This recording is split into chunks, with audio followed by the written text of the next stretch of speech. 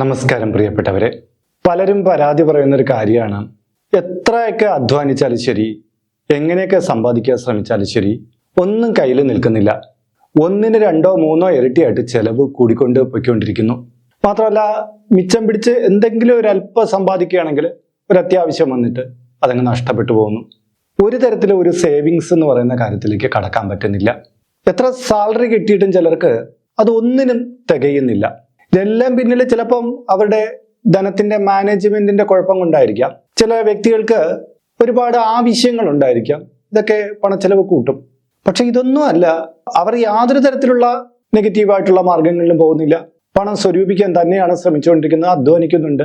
എന്നിട്ടും കയ്യിൽ കാശൊന്നും നിൽക്കുന്നില്ല എങ്കിൽ അതിന് പിന്നിൽ ചില കാര്യങ്ങളുണ്ട്. നമ്മുടെ വീടുകളിൽ ചില കാര്യങ്ങൾ പോസിറ്റീവായിട്ടുള്ള ഊർജം നൽകും. ചില വസ്തുക്കളാകട്ടെ നെഗറ്റീവായിട്ടുള്ള കാര്യങ്ങളായിരിക്കും സമ്മാനിക്കുക. ഇത് നമ്മുടെ ഭാരതീയർക്ക് മാത്രമല്ല, പാശ്ചാത്യർക്കും അറിവുള്ള കാര്യമാണ്. അതുകൊണ്ട് തന്നെ ഇത്തരം വിശ്വാസങ്ങൾ ലോക ജനതയിൽ എമ്പാടുമുണ്ട്. അപ്പൊ നമ്മുടെ വീട്ടില് ഞാൻ ഇനി പറയാൻ പോകുന്ന 10 തരം വസ്തുക്കൾ അല്ലെങ്കിൽ 10 കാര്യങ്ങൾ ഉണ്ടെങ്കിൽ നമ്മുടെ വീട്ടില് ധനമികവ് ഒട്ടും തന്നെ ഉണ്ടാവില്ല. എപ്പോഴും ധനച്ചോർച്ച സംഭവിച്ചു കൊണ്ടിരിക്കും. അപ്പോൾ നിങ്ങളൊന്ന് പരിശോധിക്കണം, നിങ്ങളുടെ വീട്ടിൽ ഇങ്ങനത്തെ എന്തെങ്കിലുമൊക്കെ കാര്യങ്ങൾ ഇരിപ്പുണ്ടോ, എന്നിട്ട് ഒന്ന് മാറ്റി വെച്ച് നോക്കണം. അതൊന്ന് മാറ്റി നോക്കുക. അപ്പോൾ മനസ്സിലാവും സാമ്പത്തിക മേന്മ നമുക്ക് പടിപ്പടിയായിട്ട് ഉണ്ടായി വരുന്നത്. എന്നുവെച്ചാൽ ഈ വസ്തുക്കൾ എടുത്ത് മാറ്റിയ പിറ്റേ ദിവസം കോടീശ്വരനാകും എന്നുള്ളതല്ല പറയുന്നത്. എങ്കിലും നമ്മുടെ സാമ്പത്തിക ഭദ്രതയ്ക്ക് നല്ലൊരു ഉണർവുണ്ടാകുന്നത് നമുക്ക് ദൃശ്യമാകുന്നതാണ്. അപ്പൊ ഇന്നത്തെ വീഡിയോ നിങ്ങൾക്ക് ഏറെ പ്രയോജനപ്പെടുന്ന ഒന്നായിരിക്കും. സാമ്പത്തികപരമായിട്ട് ബുദ്ധിമുട്ടുകളൊക്കെ ഉള്ളവര് തീർച്ചയായിട്ടും ഇത് കാണുക. ഇനിയിപ്പോൾ സാമ്പത്തികമായിട്ട് പ്രയാസങ്ങളൊന്നും നിങ്ങൾക്ക് ഇല്ലെങ്കിലും നാളെ അതുണ്ടാകാതിരിക്കാനെങ്കിലും നിങ്ങൾക്ക് ഇതൊരു കാരണമാകും. നമസ്കാരം, ഞാൻ RJ അയ്യർ, ഹരിചന്ദന മഠം. ഹൈന്ദവ ആചാര സംബന്ധമായ ജ്യോതിഷ മോട്ടിവേഷൻ സംബന്ധമായ ഒട്ടേറെ കാര്യങ്ങൾ പറഞ്ഞു തരുന്ന ഒരു വാട്സപ്പ് ചാനൽ നമുക്കുണ്ട്. ഇതിന്റെ കീഴെ കമന്റ് ബോക്സിൽ, ഡിസ്ക്രിപ്ഷൻ ബോക്സിൽ അതിന്റെ ലിങ്ക് കൊടുത്തിട്ടുണ്ട്. അതിലൂടെ ചാനൽ പ്രവേശിച്ചാൽ എന്നും രാവിലെ നിങ്ങൾക്ക് അത്യാവശ്യമുള്ള ഒരുപാട് കാര്യങ്ങൾ നിങ്ങളുടെ വാട്സപ്പിലൂടെ ലഭ്യമാകുന്നതാണ്. അതും തികച്ച് സൗജന്യമായിട്ട്. മാത്രമല്ല, ഈ വീഡിയോ കണ്ടുകൊണ്ടിരിക്കുന്നവർക്ക് കുറച്ചുകൂടി ഗുണം നൽകുന്ന ഒരു കാര്യം പറഞ്ഞോട്ടെ. ഇതിന്റെ കീഴെ കമന്റ് ബോക്സിൽ നിങ്ങളുടെ പേര്, നിങ്ങളുടെ വയസ്സ്, നിങ്ങളുടെ നക്ഷത്രം ഇവ രേഖപ്പെടുത്തിയാൽ ഇവിടെ നടക്കുന്ന പൂജാ പ്രാർത്ഥനകളിൽ ചിലതിലൊക്കെ നിങ്ങളെ ഉൾക്കൊള്ളിക്കാൻ പറ്റും. 1 മാസത്തേക്കായിരിക്കും ഇപ്രകാരം ചെയ്യുക. കൂടുതലായിട്ട് നിങ്ങൾക്ക് വേണമെന്നുണ്ടെങ്കിൽ ഇനി തൊട്ട് ഇതിൽ അപ്ലോഡ് ചെയ്യുന്ന എല്ലാ വീഡിയോയുടെ കീഴെ നിങ്ങളുടെ ഡീറ്റെയിൽസ് ഇങ്ങനെ കൊടുത്താൽ മതി. അതിനായിട്ട് ഇതുവരെയ്ക്കും നിങ്ങൾ ഈ ചാനൽ സബ്സ്ക്രൈബ് ചെയ്തിട്ടില്ലെങ്കിൽ അത് ചെയ്യണം. ഒപ്പം തന്നെ ഈ വീഡിയോ ഒന്ന് ലൈക്ക് കൂടി ചെയ്യണം. ഇത് പറയുന്നത് എന്തിനെന്ന് വെച്ച് കഴിഞ്ഞാൽ, എങ്കിൽ മാത്രമായിരിക്കും പുതുതായിട്ട് അപ്ലോഡ് ചെയ്യുന്ന വീഡിയോകൾ നിങ്ങൾക്ക് റെക്കമെൻഡേഷൻ ആയിട്ടോ നോട്ടിഫിക്കേഷൻ ആയിട്ടോ ലഭ്യമാകുക. എങ്കിൽ മാത്രമായിരിക്കുമല്ലോ നിങ്ങൾക്ക് അത് പ്രയോജനപ്പെടുത്താൻ കഴിയുക. അപ്പോൾ നമുക്ക് വിഷയത്തിലേക്ക് വരാം. നമ്മുടെ വീട്ടില് പാടില്ലാത്ത ആദ്യത്തെ കാര്യം എന്ന് പറഞ്ഞാൽ കീറിയ നോട്ടുകൾ എന്നുള്ളതാണ്. നമ്മുടെ വീടുകളിൽ ഒന്ന് അരിച്ചു പെറുക്കി നോക്കിക്കഴിഞ്ഞാൽ കാണാം, ഒടിഞ്ഞു പോയതും കീറിപ്പോയതും ചിലപ്പോൾ ചെതലങ്ങാനും അരിച്ചതും, അങ്ങനെ പലതരത്തിൽ നാശോന്മുഖമായിട്ടുള്ള 5-ന്റെയും 10-ന്റെയും അങ്ങനെ പല നോട്ടുകളും നമ്മൾ സൂക്ഷിച്ചു വച്ചേക്കുന്നത് കാണാം.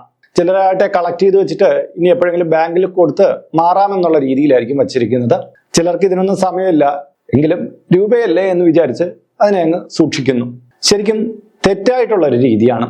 പണത്തിന്റെ മൂല്യത്തെ നഷ്ടപ്പെടുത്തിയിരിക്കുന്ന, അതായത് ഉപയോഗശൂന്യമായിട്ടിരിക്കുന്ന ആ നോട്ട് നിങ്ങളുടെ വീട്ടിലെ ലക്ഷ്മി വാസത്തെ തകർക്കുന്നതാണ്. അതായത് അങ്ങനെ നിങ്ങൾ നോട്ടുകൾ അങ്ങനെ കരുതി വെച്ചിരുന്നു കഴിഞ്ഞാൽ അവിടെ ലക്ഷ്മി കുബേര സാന്നിധ്യം കുറഞ്ഞു പോവുകയും നിങ്ങളുടെ ധനസമ്പാദനത്തിനുള്ള അവസരങ്ങൾ നഷ്ടപ്പെട്ടു പോവുകയും ചെയ്യും. പ്രധാനമായിട്ടും ഇത്തരം രൂപകളൊക്കെ കളക്ട് ചെയ്ത് വെച്ചിരിക്കുന്നവരുടെ തൊഴിലിലായിരിക്കും എന്തെങ്കിലുമൊക്കെ പ്രയാസങ്ങൾ വന്നു കൂടുക.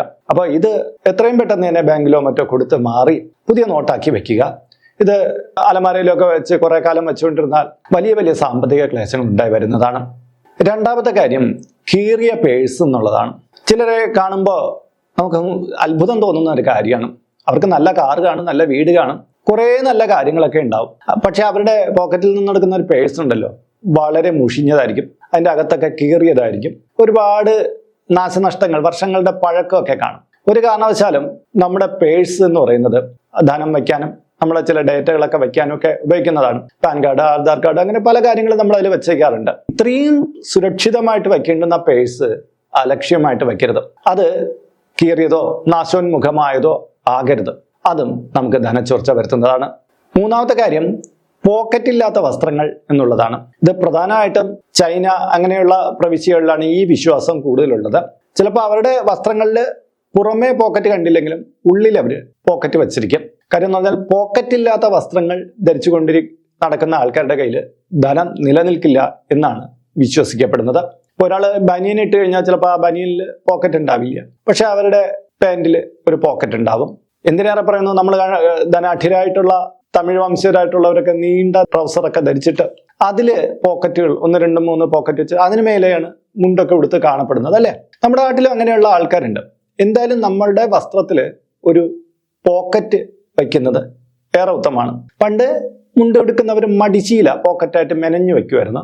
അപ്പൊ ആ മടിശീലയും പോക്കറ്റ് എന്ന് പറയുന്ന ഒരു തരത്തിൽ നമുക്ക് ഉൾക്കൊള്ളിക്കാം. എന്തായാലും വസ്ത്രത്തിന് ഒരു പോക്കറ്റ് ഇല്ലെങ്കിൽ ധനച്ചോർച്ച വളരെയധികം ഉണ്ടാവും, അവരുടെ കയ്യിൽ ധനം നിലനിൽക്കുകയില്ല എന്നാണ്. 4ാമത്തെ കാര്യം വളരെ ശ്രദ്ധിക്കേണ്ട കാര്യമാണ്, ഗണപതി ഇല്ലാത്ത പൂജാമുറി. നമ്മുടെ വീടുകളിലൊക്കെ ഇപ്പൊ പൂജാമുറി അല്ലെങ്കിൽ വിളക്ക് തെളിയിക്കാനുള്ള ഒരു സ്ഥാനമൊക്കെ ഉണ്ടായിരിക്കും. പക്ഷെ ഈ സ്ഥാനത്ത് ഒരു ഗണപതിയുടെ ചിത്രമില്ലെങ്കിൽ അല്ലെങ്കിൽ ഗണപതിയുടെ ചെറിയ രൂപമില്ലെങ്കിൽ അതൊരു കുറവ് തന്നെയായിട്ടാണ് പറയപ്പെടുന്നത്. അവർക്ക് നിരന്തരമായിട്ടുള്ള വിഘ്നങ്ങൾ വന്നുകൊണ്ടിരിക്കും. മാത്രമല്ല അവർക്ക് ധനച്ചോർച്ച ഉണ്ടായിക്കൊണ്ടിരിക്കും. ഇവിടെ പറയുമ്പോൾ ചിലർക്കൊരു ബുദ്ധിമുട്ട് വരുന്നത്, അവര് വിളക്ക് തെളിയിക്കും, ഒരു സ്റ്റാൻഡിൽ അങ്ങനെ വിളക്ക് വെച്ചേക്കും, പക്ഷെ മുന്നിൽ ചിത്രങ്ങളൊന്നും ഉണ്ടാവില്ല. എങ്കിൽ കുഴപ്പമില്ല, നിങ്ങൾ ഒരു ചിത്രവും വച്ചിട്ടില്ലെങ്കിൽ സങ്കല്പ ഗണപതി മതി, സങ്കല്പിച്ചാൽ മതി. പക്ഷെ നിങ്ങൾ 4-5 ചിത്രങ്ങളൊക്കെ വെച്ചിട്ടുണ്ട്, പക്ഷെ അതിൽ ഗണപതിയെ ഒഴിവാക്കിയാണ് വെച്ചിരിക്കുന്നതെങ്കിൽ ദയവേത് ഇനി ഗണപതിയെ വയ്ക്കുക. കാര്യം നിങ്ങൾക്ക് വിഘ്നം കൂടും, ധനപരമായിട്ടുള്ള തടസ്സങ്ങൾ വർദ്ധിച്ചു വരും. ഗണപതിയെ വച്ച് കഴിയുമ്പോൾ അത് പതിയെ പതിയെ കുറഞ്ഞു കിട്ടുകയും ചെയ്യും. 5ാമത്തെ കാര്യം, നമ്മൾ ധനം വയ്ക്കുന്ന ചില ഡ്രോകൾ കാണും, അലമാരയിലെ ചില ഭാഗങ്ങൾ കാണും. അവിടെ പൊട്ടിയ മാലമുത്തുകൾ കിടക്കാൻ പാടില്ല. കുഞ്ഞുകുട്ടികളൊക്കെ വീട്ടിലുണ്ടെങ്കിൽ അവരും കളിച്ചിട്ടൊക്കെ മുത്തുകൾ കൊണ്ടുവന്ന് അതിനകത്ത് ഇടാൻ സാധ്യതയുണ്ട്.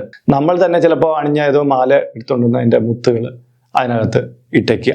ഒരു മാലയായിട്ട് നിങ്ങൾ അതിനകത്ത് സൂക്ഷിക്കുന്നത് കുഴപ്പമില്ല, പക്ഷെ പൊട്ടിപ്പോയ മാലയുടെ മുത്തുകൾ ഇതിനകത്ത് ഇടാതിരിക്കാൻ ശ്രദ്ധിക്കേണ്ടതാണ്. 6ാമത്തെ കാര്യം, ഉണങ്ങിയ സസ്യങ്ങൾ. ഈ ഉണങ്ങിയ സസ്യങ്ങൾ എന്ന് പറഞ്ഞാൽ ചിലപ്പോൾ വീട്ടിനകത്ത് വയ്ക്കുന്ന ചില പ്ലാന്റുകൾ ഉണ്ടാവും, അതിലൊന്ന് ഉണങ്ങിപ്പോകും. അങ്ങനെ ഉണങ്ങിപ്പോയ സസ്യങ്ങളെ നമ്മൾ വീട്ടിൽ തന്നെ അകത്ത് തന്നെ വെച്ചുകൊണ്ടിരുന്നാൽ നമ്മുടെ വീട്ടിൽ ധനക്ലേശം വർദ്ധിച്ചു വരുമെന്നുള്ളതാണ്. മാത്രമല്ല കന്നി റൂമുമായിട്ട് ബന്ധപ്പെട്ട് ചില സ്റ്റഫ്ഡ് ആയിട്ടുള്ള ഈ സസ്യങ്ങളെ കൊണ്ടുവച്ചിരിക്കും. അത്തരം സസ്യങ്ങൾ കന്നിമൂല ഭാഗത്തിരിക്കുന്നതും നമ്മുടെ ധനവരവിനെ കുറയ്ക്കും, ധനക്ലേശം വർദ്ധിപ്പിച്ചുകൊണ്ടിരിക്കും. 7ാമത്തെ കാര്യം, തലമുടി നിറഞ്ഞ ചീർപ്പ് എന്നുള്ളതാണ്. നമ്മൾ തലകോതുന്ന ചീപ്പുണ്ടല്ലോ, അത് തന്നെയാണ്. പല വീടുകളിലും ഇത് അശ്രദ്ധമായിട്ട് ഉപയോഗിക്കുന്ന ഒന്നാണ്. തലമുടിയൊക്കെ നന്നായിട്ട് ചീകിയിട്ട് അതുകൊണ്ട് തന്നെ എവിടെയെങ്കിലും വച്ചിരിക്കും, അതിൽ മുഴുക്കെ മുടിയായിരിക്കും. ഒരിക്കലും പാടില്ലാത്ത ഒന്നാണ്, അശ്രീകരം, അശുഭങ്ങൾ കയറി വരാൻ കാരണമാക്കുന്ന ഒന്നാണ്.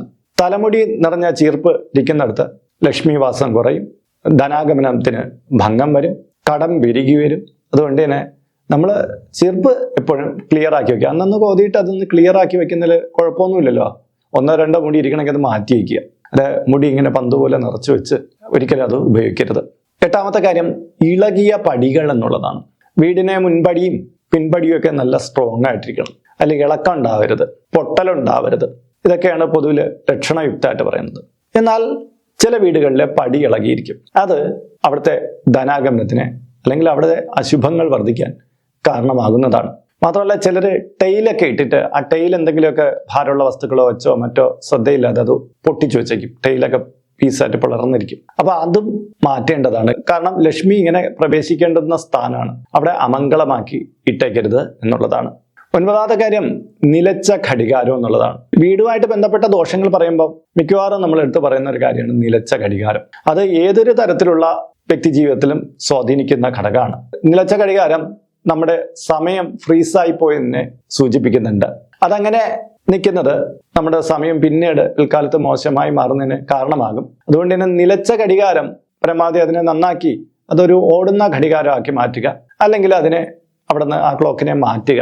കാര്യം ധനാഗമനത്തിനെ ചേർക്കുന്ന ഒരു കാര്യമായിട്ട് ഇതിനെ സങ്കല്പിക്കപ്പെടുന്നുണ്ട്. 10ാമത്തെ കാര്യം, ചിതറിയ നാണയങ്ങൾ എന്നുള്ളതാണ്. നമ്മൾ എവിടെയെങ്കിലുമൊക്കെ പോയിട്ട് വന്നിട്ട് വസ്ത്രമൊക്കെ ഊരി ഇടുമ്പോൾ കുറച്ച് നാണയങ്ങളൊക്കെ ചിലപ്പോൾ അവിടെ എവിടെയൊക്കെ ചെതറി വീഴും മുറിക്കകത്ത്. ചിലരത് നുള്ളിപ്പിറക്കി എടുത്ത് ഉപയോഗിക്കും, ചിലരത് അതിനെ ശ്രദ്ധിക്കില്ല. അത് കട്ടിലിൻ്റെ അടിയിലോ മേശയുടെ അടിയിലോ ഒക്കെ പോയി കിടക്കും. എപ്പോഴും ശ്രദ്ധിക്കേണ്ട കാര്യം, അത് ലക്ഷ്മി ദേവിയെ, ധനദേവതയെ നിന്ദിക്കുന്നതിന് തുല്യമാണ്. നിലത്ത് വീണ് പോയാൽ തൊട്ട് നെറ്റി വെച്ചിട്ട് എടുത്ത് വയ്ക്കുക എന്നുള്ളതാണ്. ഒരു കാരണവശാലും അതങ്ങനെ അവിടെ അലക്ഷ്യമായിട്ട് കിടക്കരുത്.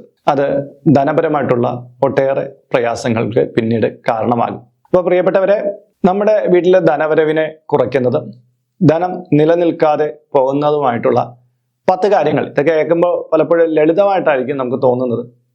ഇങ്ങനെയൊക്കെയുള്ള കാര്യം കൊണ്ട് നമുക്ക് ധനക്ലേശം ഉണ്ടാകുമോ എന്നുള്ള കാര്യമായിരിക്കും. ഈ വിശ്വാസവുമായി ബന്ധപ്പെട്ട കാര്യങ്ങളിലേക്ക് വരുമ്പം നമ്മൾ അനുഭവത്തിൽ നിന്ന് ചില പാഠങ്ങൾ പഠിക്കേണ്ടി വരും. ഞാൻ ഈ പറഞ്ഞ കാര്യങ്ങളിൽ നിങ്ങളുടെ വീട്ടിൽ എന്താണ് ഇങ്ങനെ പ്രശ്നമുള്ളത്, നിങ്ങളതൊന്ന് ക്ലിയർ ചെയ്ത് നോക്കൂ. അപ്പോൾ തന്നെ നിങ്ങൾക്ക് മനസ്സിലാവും അതിൻ്റെ ഒരു റിസൾട്ട്. അപ്പോൾ ഇന്നത്തെ വീഡിയോ ഇവിടെ പൂർണ്ണമാവുകയാണ്. ഇതുമായി ബന്ധപ്പെട്ട നിങ്ങളുടെ അഭിപ്രായങ്ങൾ, നിർദ്ദേശങ്ങൾ ഇതിന് കീഴെ കമന്റ് ബോക്സിൽ രേഖപ്പെടുത്താം. ഇതിൽ കാണുന്നത് എൻ്റെ വാട്സപ്പ് നമ്പറാണ്. ജ്യോതിഷ സംബന്ധമായതും പൂജാ സംബന്ധമായതുമായ അപ്പോയിന്റ്മെന്റിന് വേണ്ടിയിട്ടാണ് ഇത് നൽകിയിരിക്കുന്നത്. നേരിട്ട് വിളിച്ചു കഴിഞ്ഞാൽ കിട്ടുകയില്ല. നിങ്ങളുടെ പേര്, നിങ്ങളുടെ സ്ഥലം ഇവ രേഖപ്പെടുത്തി വാട്സപ്പിലൂടെ മെസ്സേജ് ചെയ്താൽ അഡ്മിൻ ഒരു മാർഗ്ഗനിർദ്ദേശം അയച്ചു നൽകുന്നതാണ്. ആ മാർഗ്ഗനിർദ്ദേശം അനുസരിച്ച് അപ്പോയിന്റ്മെന്റ് എടുത്തിട്ട് വിളിക്കാവുന്നതാണ്. നമ്മളിപ്പോൾ ഒരു സ്റ്റോർ യൂട്യൂബിൽ ആരംഭിച്ചിട്ടുണ്ട്. ഹൈന്ദവ ധർമ്മം അനുസരിച്ച് ജീവിക്കുന്നവർക്ക് പൂജാ കാര്യങ്ങളുമായിട്ട് ബന്ധപ്പെട്ട ചില കാര്യങ്ങളൊക്കെ മേടിക്കണമെന്നുണ്ടായിരിക്കും. അപ്പോൾ അങ്ങനെയുള്ള കാര്യങ്ങൾ നിങ്ങൾക്ക് ഓൺലൈനായിട്ട് എടുക്കാൻ പറ്റുന്ന ഒരു സ്റ്റോറാണിത്. താല്പര്യമുള്ളവർക്ക് അതിൽ പോയിട്ട് അതിൻ്റെ വിലയൊക്കെ നോക്കിയിട്ട് നിങ്ങൾക്ക് താല്പര്യമുണ്ടെങ്കിൽ അതിൽ നിന്ന് മേടിക്കാവുന്നതാണ്. ഇങ്ങനെ നോക്കിയാൽ മതിയാകും. അപ്പോൾ മറ്റൊരു വീഡിയോയിൽ മറ്റൊരു വിശേഷമായിട്ട് വീണ്ടും കണ്ടുമുട്ടും വരെ എല്ലാവർക്കും നമസ്കാരം. നിങ്ങളുടെ സ്വന്തം RJ ഹരിചന്ദ്ര മഠം. നമസ്തേ.